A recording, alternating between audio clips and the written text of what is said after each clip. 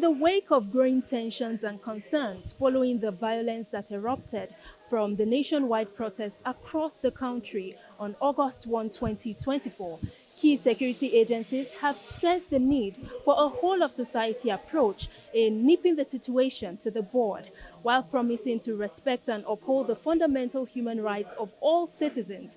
The Nigerian military and other security agencies have vowed not to give room for enemies of the state to disrupt the peace and territorial integrity of the country. None of us here is happy to hear any Nigerian is injured for whatever reason. It's our duty to protect Nigerians. The only people we're after are those ones that don't mean us well, the enemies of the state. And anyone who makes himself an enemy of the state then will be ready to face the law. We're going to remain focused, committed. We're going to respect human rights, the rights of everyone who is lawfully performing his task or his duty, but we will not relent in pursuing those that have continued to encourage unconstitutional takeover of government or subversion, or those ones that are into vandalism or destruction of lives and property. And we just want to make that very clear. We remain very professional. We have talked to our men outside in the field that they must respect the rights of everyone. We encourage the youths to dialogue, to understand that destruction, mob action does nobody any good. We know there are challenges in the country, and these challenges are not only here. Every country is facing one challenge or the other. So we are not isolated because of the new world order. So it is important that we speak with the same voice in support of our dear country, Nigeria. Whatever that is happening, the solution is a whole lot of society solution. And that's why we preach people-centrism in everything that we do. We still have in few states, in Kano, Kaduna,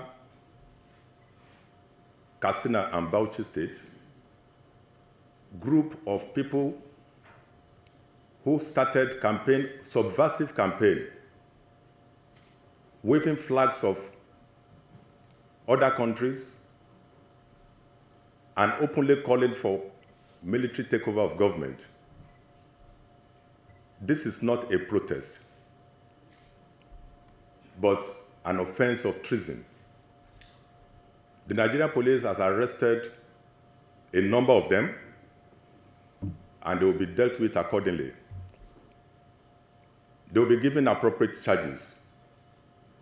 I want to use this opportunity to warn our youths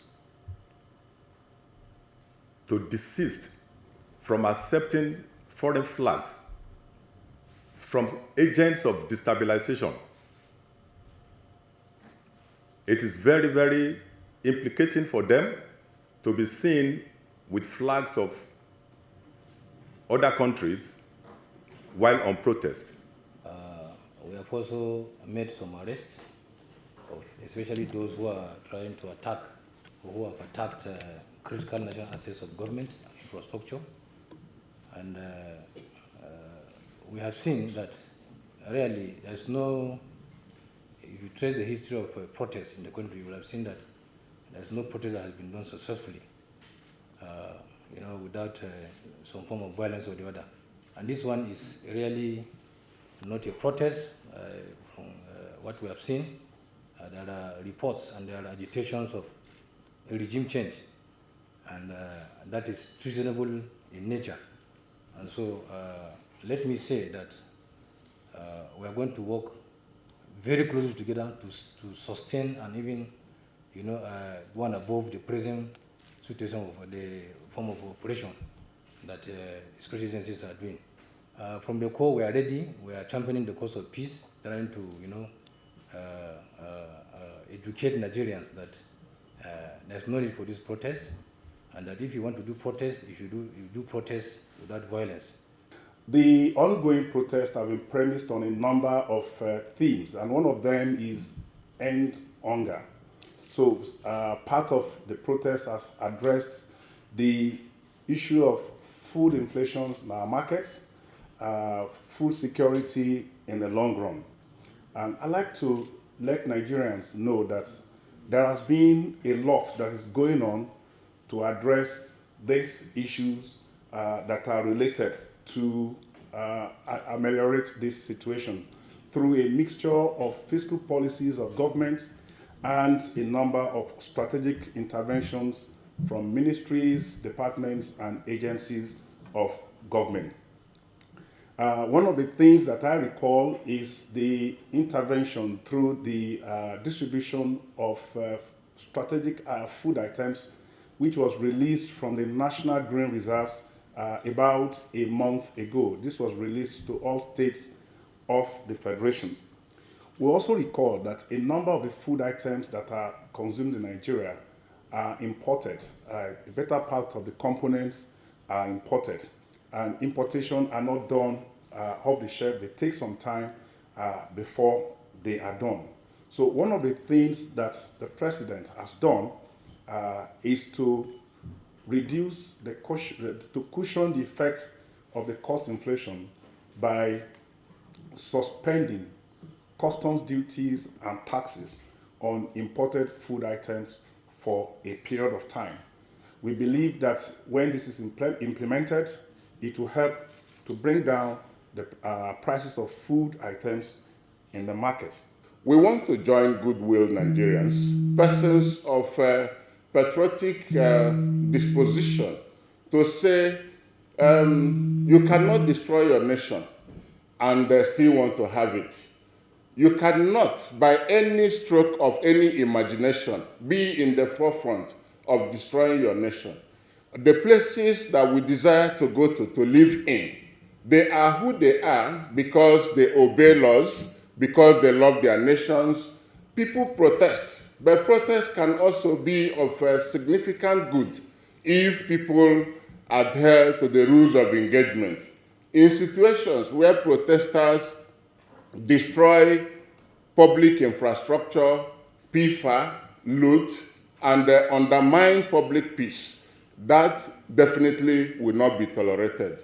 And there is no responsible government or security organization in any nation across the world that will fold their hands and allow the peace of their nation brought down by people who are either have decided to be subversive or illegitimately disposed to insecurity and disorder. Some of these sponsors, some of these people who are actually in diaspora, we have a number of them who are actually instigating this mayhem that we're seeing right now. What we've done is we've had them on our watch list, and they've been watch listed. We have them on our radars, and we're making sure that any attempt they make to come into the country will notify the necessary authority. And we're working closely, of course, with the NIA and DSS, of course, and the NSA's office, so that all those we have in diaspora that are actually trying to subvert the authority of this nation, they are in our radars. We have them watch listed, and any attempt they make to come into the country will be notified, and we'll also know what to do. I want to, on behalf of the officers and soldiers of the Nigerian Army, state unequivocally that the Nigerian Army stand assured in defense of our democracy, of our peace, of our harmony, and we are not going to shift ground on that. Our return to democracy in 1999 as a nation cost us blood and treasure.